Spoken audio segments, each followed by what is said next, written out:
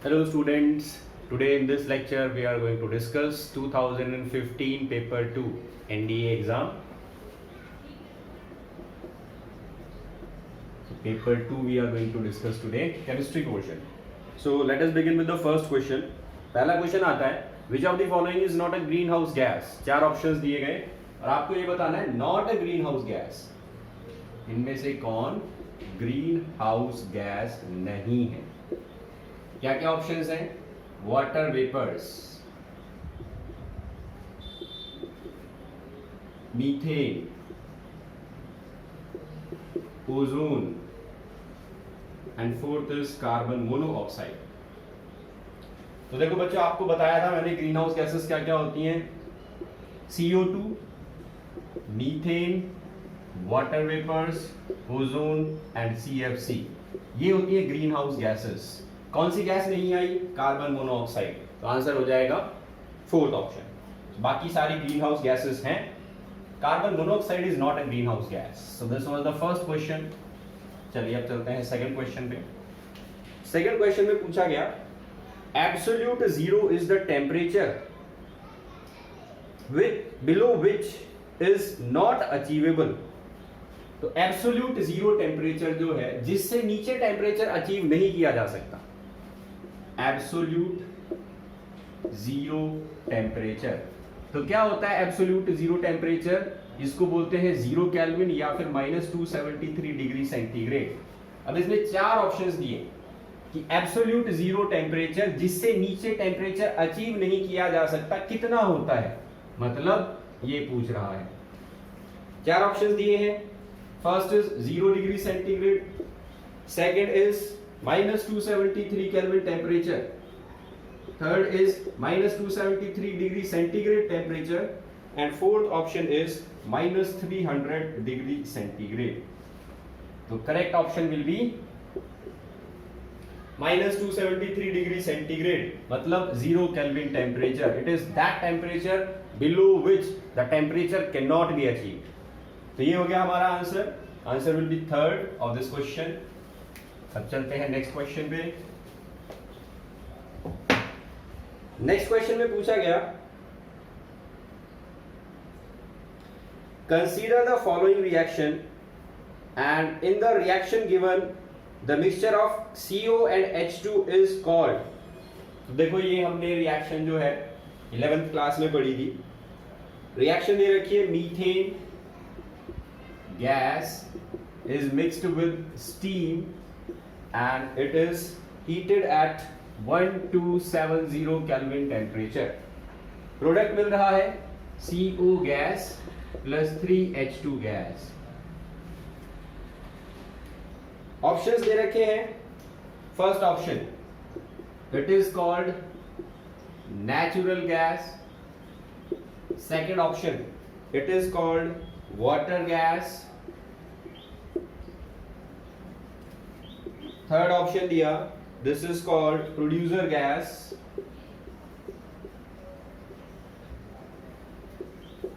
And fourth option it is called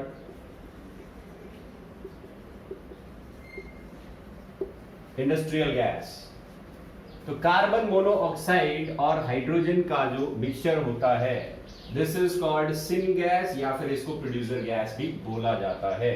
so answer will be producer gas. चलिए अब चलते हैं नेक्स्ट क्वेश्चन पे. Next question is addition of gypsum to cement. Cement में gypsum जो है वो किस वजह से डाला जाता है? Why we add gypsum to cement? Addition of gypsum to cement किस लिए होता है? फर्स्ट ऑप्शन दिया इन्होंने to reduce setting time of cement. Cement जल्दी सेट हो जाए इसलिए डाला जाता है. और सेकंड ऑप्शन क्या दिया? Produce very light colour cement. Cement का कलर लाइट करने के लिए produce light colour cement. Third option क्या दिया? Increase setting time of cement. Cement जो है वो ज्यादा देर में सेट हो।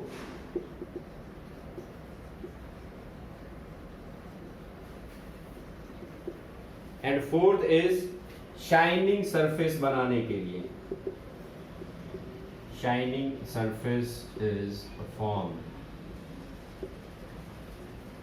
तो इसमें से क्या रीजन हो सकता है? तो देखो बच्चों, जिप्सम जो है वो ऑलरेडी एक हार्ड मास होता है और ये सेटिंग टाइम जो है उसको इंक्रीज कर देता है।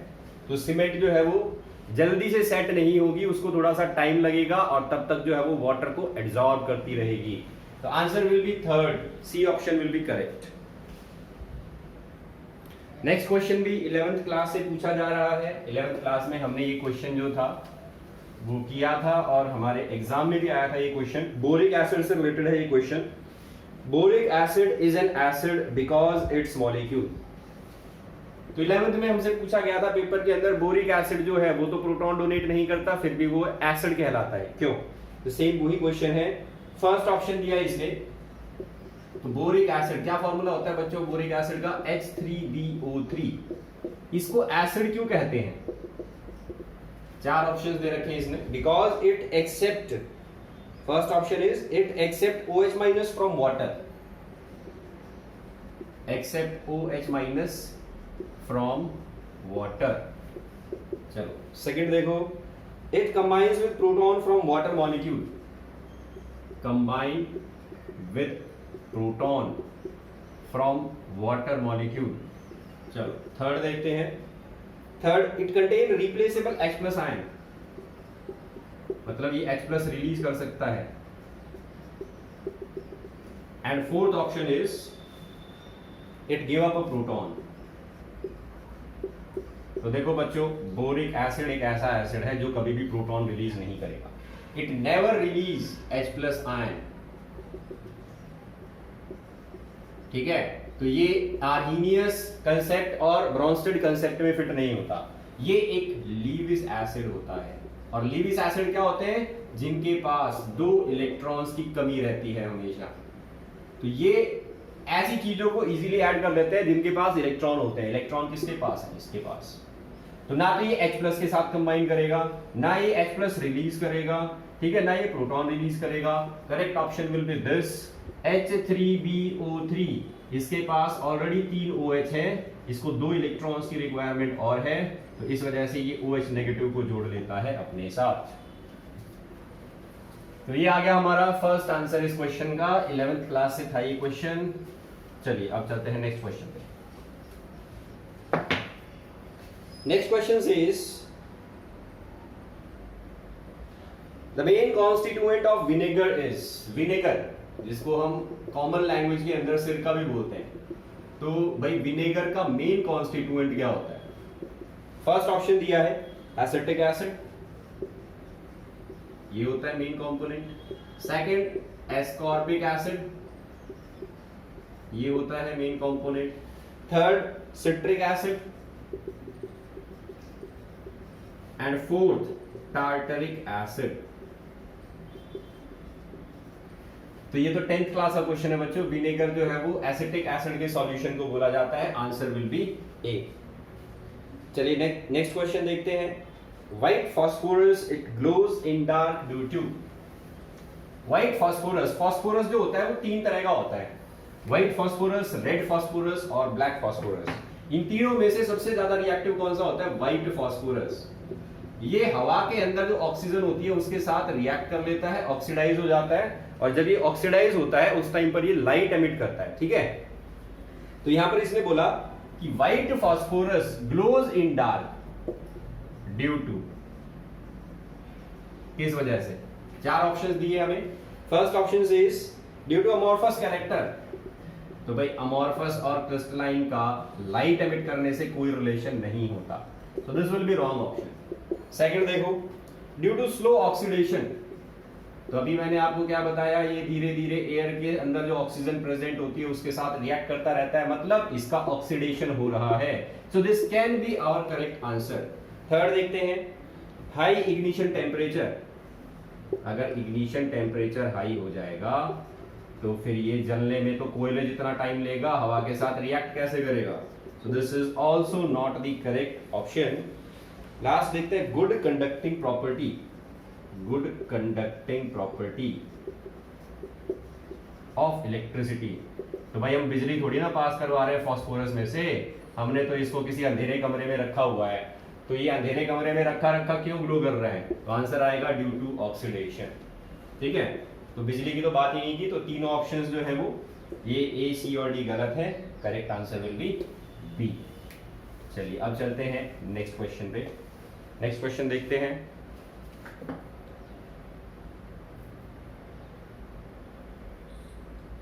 Graphite is a much better conductor of heat and electricity than diamond. 10th class से पढ़ते आ रहे हैं। एलोट्रॉप्स ऑफ कार्बन होते हैं 3, डायमंड, ग्रेफाइट, बकमिंस्टर, फुलरिन। इनमें से सबसे अच्छा इलेक्ट्रिकल कंडक्टिविटी कौन शो करता है? ग्रेफाइट। तो क्वेश्चन में यही दिया कि ग्रेफाइट एक अच्छा कंडक्टर है हीट और इलेक्ट्रिसिटी का डायमंड से। This is due to the fact that each carbon atom in graphite, तो graphite is a good conductor of electricity than diamond. Electricity और हीट दोनों के पैरामीटर को अगर देखा जाए तो ग्रेफाइट एक अच्छा कंडक्टर है। अब ये पूछ रहा है कि ये किस वजह से होता है, क्योंकि ग्रेफाइट के अंदर हर एक कार्बन एटम जो है उसका, फर्स्ट पॉइंट देखो क्या बोला इन्होंने, हर एक कार्बन एटम जो है वो sp2 हाइब्रिडाइज्ड होता है और 3 सिग्मा बॉन्ड बनाता है 3 नेबरिंग कार्बन एटम के साथ। Each carbon atom is sp2 hybridised and forms 3 sigma bond with neighboring carbon atom। तो मतलब यहाँ पर ग्रेफाइट के स्ट्रक्चर जो है उसकी बात हो रही है। ग्रेफाइट का स्ट्रक्चर जो होता है उसमें हर एक कार्बन एटम 3 सिग्मा बॉन्ड बनाता है अपने बगल वाले 3 कार्बन एटम के साथ, तो लेयर्ड स्ट्रक्चर बनता है। फिर आता है second point, it undergo sp3 hybridisation. तो ग्रेफाइट का कार्बन एटम जो है वो sp3 हाइब्रिडाइजेशन शो करता है, तो sp3 तो शो नहीं करता भाई, डायमंड जो है उसका शो करता है। ग्रेफाइट का कार्बन एटम sp3 नहीं sp2 हाइब्रिडाइजेशन शो करेगा। चलिए third option, it is tetrahedrally bonded. Tetrahedrally bonded, तो टेट्राहेड्रल बॉन्ड नहीं बनता भाई, कैसा बॉन्ड बनता है? Triangular planar. ठीक है, शीट लाइक स्ट्रक्चर बना रहा है ये, तो ट्रायंगुलर प्लानर ज्योमेट्री होती है इस कार्बन एटम की। तो टेट्राहेड्रली बॉन्डेड किस में रहता है? डायमंड में रहता है ये। तो ग्रेफाइट की बात हो रही है, ग्रेफाइट का कार्बन एटम जो है उसकी बात हो रही है। और फोर्थ ऑप्शन दिया इन्होंने, it is free from van der Waals forces. ठीक है, तो भाई लेयर और लेयर, ग्रेफाइट की जो लेयर्स होती हैं इनके बीच में कौन सा फोर्स काम करता है? Van der Waals forces. तो वैन डर वाल फोर्स का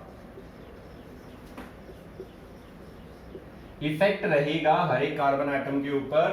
तो हमारे पास करेक्ट ऑप्शन क्या आ गया कि कार्बन एटम जो है ग्रेफाइट का वो sp2 हाइब्रिडाइज्ड है, 3 सिग्मा बॉन्ड बनाता है और एक अनपेयर्ड इलेक्ट्रॉन रह जाता है। इसी वजह से ये अनपेयर्ड इलेक्ट्रॉन रिस्पॉन्सिबल होता है for the conduction of heat and electricity. तो ये आ जाएगा correct option, answer will be A. ठीक है, तो यहाँ पर वैन डर वाल फोर्सेस जो है वो भी अप्रोप्रिएट आंसर नहीं है इस स्टेटमेंट का। चलिए अब चलते हैं नेक्स्ट क्वेश्चन पे। नेक्स्ट क्वेश्चन जो है इसमें हमसे पूछा गया, which of the following vitamin is synthesized in our skin। भाई हमारी स्किन कौन सा विटामिन सिंथेसाइज कर लेती है? तो आपने पढ़ा ही था, vitamin D.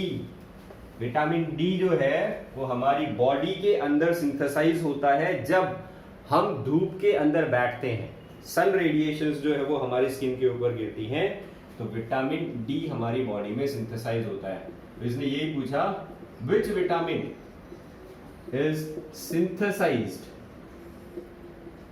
in the skin। तो 4 ऑप्शंस दे रखे हैं। विटामिन ए, ये तो हम खाने पीने की चीजों से लेते हैं। विटामिन बी कॉम्प्लेक्स, ये भी खाने पीने की चीजों के अंदर होता है। नेक्स्ट इज विटामिन सी, तो ये हमें सिट्रस फ्रूट्स जो है उनसे मिल जाता है। And last is vitamin D, तो ये हमारी स्किन सिंथेसाइज करती है। Correct option will B fourth. अब चलते हैं नेक्स्ट क्वेश्चन पे। नेक्स्ट क्वेश्चन में पूछा गया,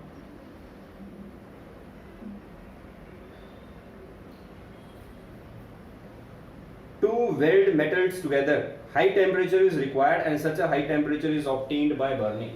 तो गैस वेल्डिंग की बात हो रही है। आपने देखा होगा डेली लाइफ के अंदर, कभी हम मार्केट की तरफ जाते हैं तो कई दुकानें ऐसी होती हैं जिसपे वेल्डिंग हो रही होती है। वेल्डिंग करने के लिए किस चीज का यूज करते हैं? दो तरीके से वेल्डिंग की जाती है, एक तो इलेक्ट्रिसिटी का यूज करके जो मोस्ट कॉमन है, और दूसरा तरीका होता है गैस वेल्डिंग जिसमें हम एक सिलेंडर यूज करते हैं।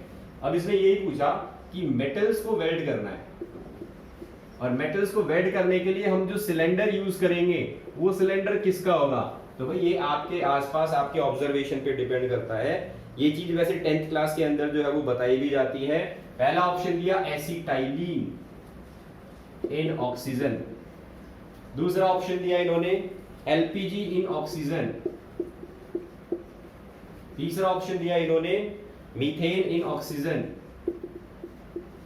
And fourth option is acetylene in nitrogen. तो देखो बच्चों, एसिटाइलिन गैस जो होती है ये यूज की जाती है गैस वेल्डिंग में। दो सिलेंडर लगते हैं, एक सिलेंडर होता है एसिटाइलिन का, फॉर्मूला क्या होता है एसिटाइलिन का, CH ट्रिपल बॉन्ड CH, तो इथाइन को बोलते हैं एसिटाइलिन। दूसरा सिलेंडर होता है ऑक्सीजन गैस का, दोनों को कनेक्ट करते हैं बर्नर से, और बर्नर से फिर मेटल को वेल्ड किया जाता है। ठीक है, तो आंसर विल बी ए। तो ये हो गया हमारा chemistry portion 2015 paper 2। Thank you all.